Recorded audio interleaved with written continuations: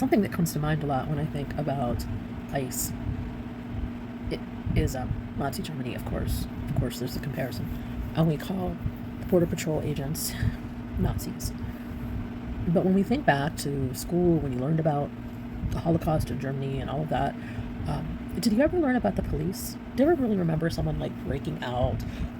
Here was the military, here were the police, here were the prison guards, here were, whatever kind of system you might have in place, and suggest that police officers were less complicit in the eradication of human beings because they weren't Border Patrol agents, perhaps? Does anyone ever make that distinction? No. We just talk about Nazis. And that's right. It doesn't matter for general conversational purposes. It certainly matters historically.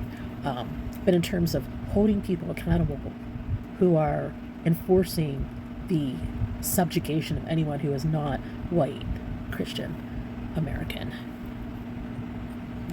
they're all guilty. And I don't understand how anyone could be in law enforcement and not get that someday their grandchildren or great-grandchildren, nieces, nephews, whatever, will in school study this and know that their ancestor was directly connected to this. Maybe they didn't work at Delaney Hall. Maybe they didn't work at Moshannon.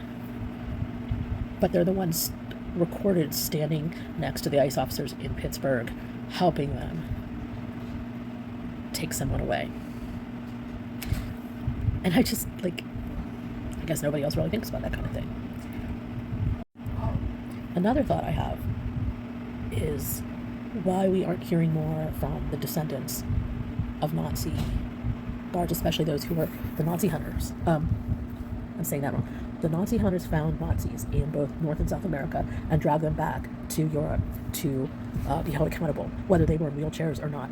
And oftentimes their descendants did not have any idea about this reality, and they took a lot of different courses of action. Some just went to ground in denial and weren't accepting that reality. Others took responsibility, got involved in reparations, and devoted their lives to trying to offset this hideous stain on their family. And others, I don't know. There's a lot of ways that people can respond, not just one or two. But why aren't we talking to them now? There's books, there's magazine articles, TV interviews. Why isn't that information circulating so that the people doing this stuff now will see? Well, maybe they won't see. Maybe they won't care. Maybe it won't matter. Maybe that's the point. But it sure seems like it's worth a try.